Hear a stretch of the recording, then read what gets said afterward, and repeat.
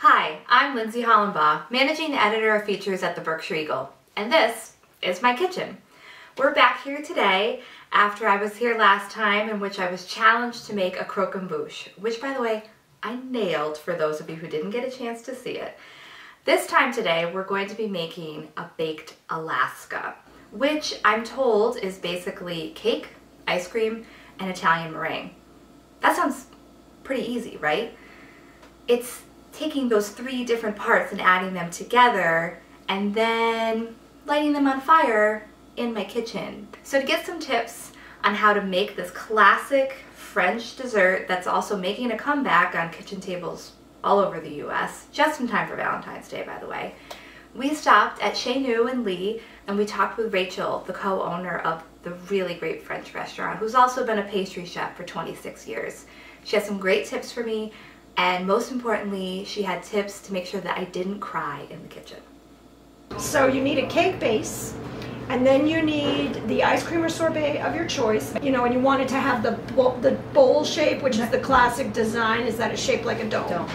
So if you wanted to do that, you would take your bowl, you would put plastic wrap in the bottom of it, you would pack in your ice cream or sorbet. You had said to me when I had reached out to you that the most important thing when making a baked Alaska is what?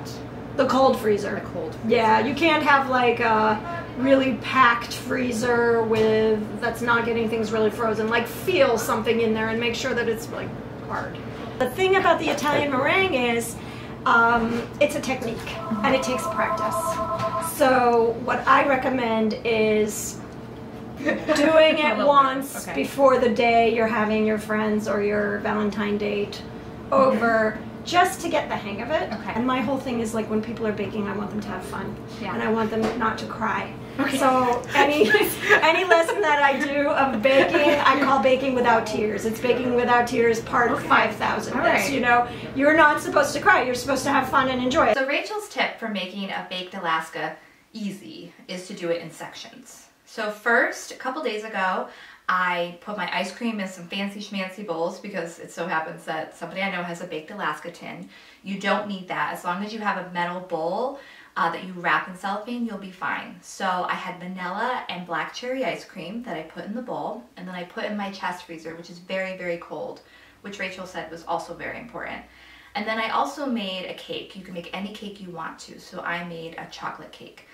Full disclosure, I screwed it up on the first time, so I made 2 cakes.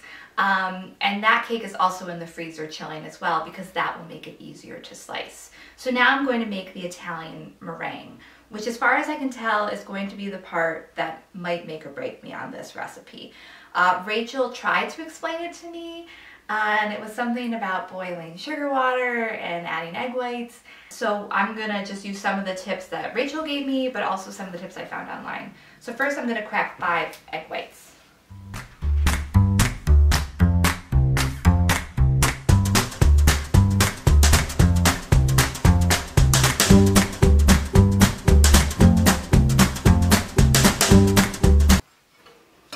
How do you get egg yolk out of egg whites?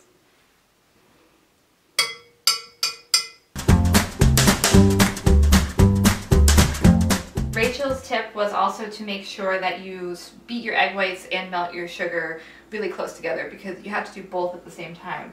I didn't get any direction on like heat or how to melt the sugar in the water, so this will be great. 1.5 cups of sugar going in, and about 1/3 cup of water. That's something I read said to use a little bit of corn syrup in the simple syrup solution, sugar solution, because it will keep your sugar from crystallizing. So in go my sort of egg whites. There's a little yellow in there.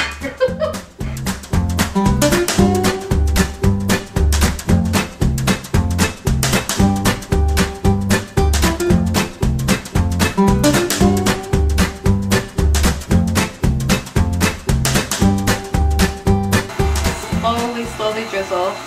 Just boiling hot. All right. There.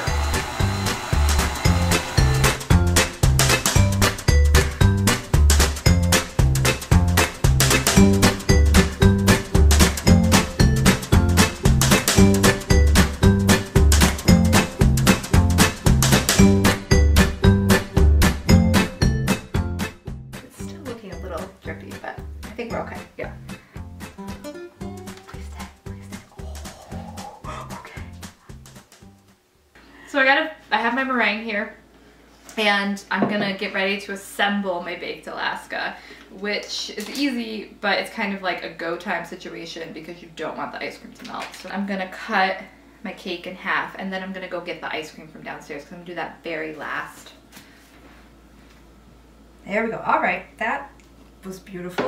Okay, so I've got the cherry ice cream here, and then I've got the vanilla here. Oh, it's so cold. Okay, here goes that. Okay, the last time I flipped the thing, everybody yelled at me at the Croquet Bush because I did it the wrong way, and I'm probably gonna do it again, so don't write any letters to the editor, I don't wanna hear it. All right, hold on. Okay, here we go. Okay, here we go.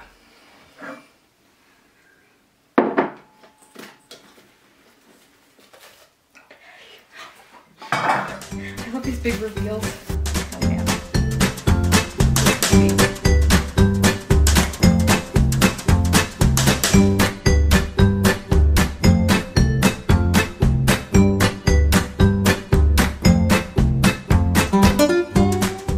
I think my meringue is not quite as stiff as it needed to be.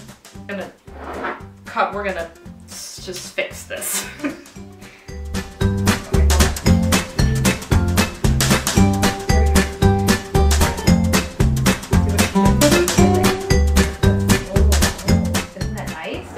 Restaurant quality.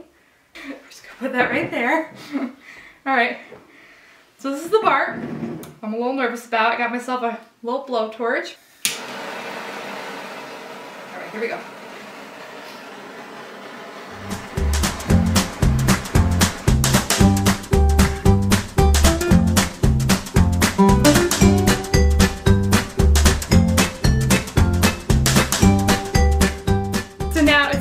We're gonna cut into this baby because it's starting to slide a little bit. So that's how you make a baked Alaska. It's really easy and simple as long as you break it down into a couple of days. It's delicious, easy, high drama, and it's perfect for Valentine's Day. I'm definitely gonna make it for my sweethearts again. So I'm Lindsey Hollenbaugh for the Berkshire Eagle, and I hope you have a happy Valentine's Day, and I hope you enjoy it.